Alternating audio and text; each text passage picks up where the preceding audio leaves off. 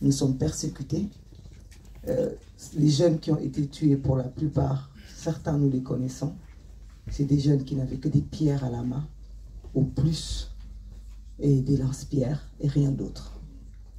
Nous avons même par moments été appelés à faire des tours dans la ville. Donc nous aurions pu être sur ces images horribles que nous venons de voir.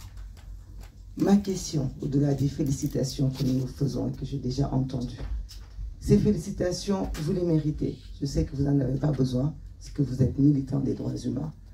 Mais sachez que le seul fait de se dire qu'il y a de l'espoir, le seul fait de se dire qu'il n'y aura pas d'impunité, que quel que soit ce qui se passera, comme vous venez de le dire, tôt ou tard, des comptes seront rendus, ça donne du baume au cœur à cette jeunesse qui a envie de se battre.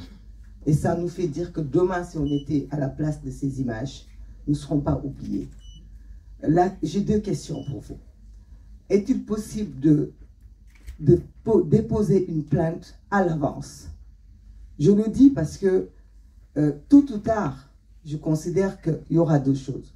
Soit vous serez obligé de nous défendre en tant que victime en prison ou en tant que victime au cimetière. Parce que le combat que nous avons décidé de faire, nous irons jusqu'au bout.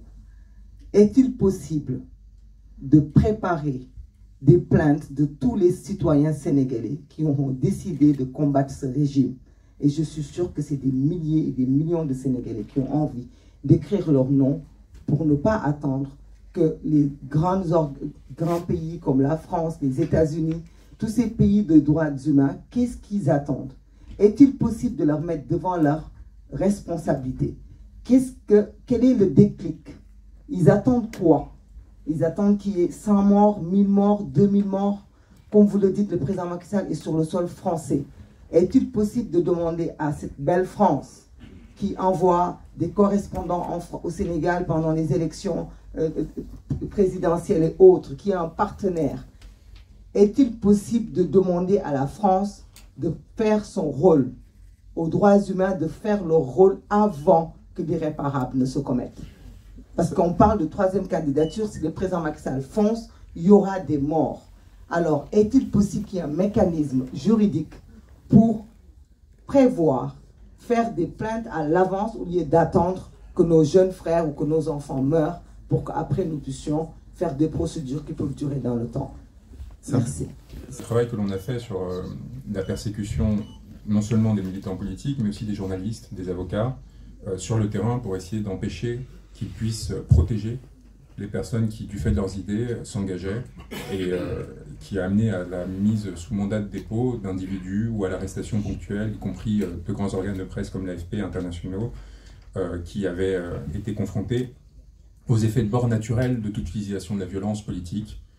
C'est-à-dire que je pense que le régime sénégalais, si vous demandiez à Macky Sall, n'avait évidemment pas l'intention de cibler l'AFP parce qu'ils savent les conséquences que ça aurait.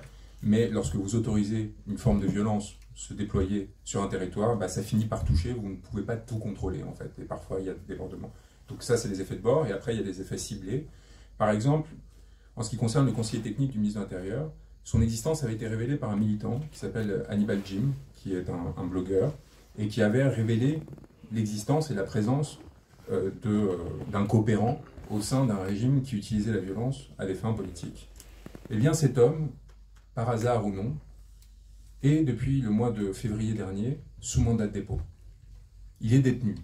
Est-ce parce qu'il a exposé des faits qui ont été très rapidement nettoyés sur les réseaux sociaux, sur Internet, qui montraient l'existence de ce conseiller technique numéro 6, M. Belébane?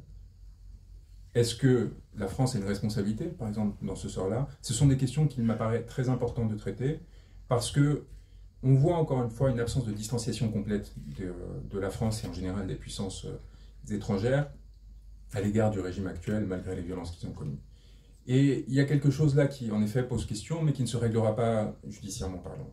Je pense qu'une partie de l'Afrique a pris le chemin de la souverainisation, d'une nouvelle phase de la décolonisation, et qu'en faisant cela, elle est en train de se doter, peuple après peuple, d'instruments qui lui permettront de se protéger des ingérences étrangères, de protéger son peuple, et d'agir par conséquent. Votre protection, il ne m'appartient pas de me dire laquelle sera la meilleure. Il ne m'appartient pas de dire quel chemin doit prendre tel ou tel individu sénégalais pour amener à ce changement et amener à la fin de l'impunité. Il m'appartient, moi, simplement, à partir des éléments que je reçois, de qualifier ou disqualifier ceci, de le considérer comme constitutif ou non d'un crime, évidemment seulement déjà commis, parce que la politique pénale ne peut pas être prédictive, et à partir de là, essayer de faire des points d'étape qui, on espère, produiront des effets et empêcheront que d'autres violences se commettent à l'avenir, sans m'immiscer au-delà, et sans peser sur, encore une fois, le destin souverain de cette population, qui n'a pas besoin de moi, qui n'a pas besoin de quiconque d'autre que d'elle-même, mais qui, évidemment, dans un rapport de force comme celui qui est en place aujourd'hui, doit essayer de faire contrepoids aux influences étrangères qui cherchent par tout moyen à soutenir le régime actuel. C'est notre rôle de faire contrepoids, d'équilibrer la situation, sans essayer de nous attribuer un rôle supplémentaire, toujours en suivant les instructions de nos clients, que ce soit dans cette affaire les victimes directes, que ce soit dans d'autres, des personnes qui nous ont désignés, et en restant à notre place humblement, mais fermement aussi, par rapport aux actions que nous avons recensées et constatées. On va peut-être prendre 2 dernières questions.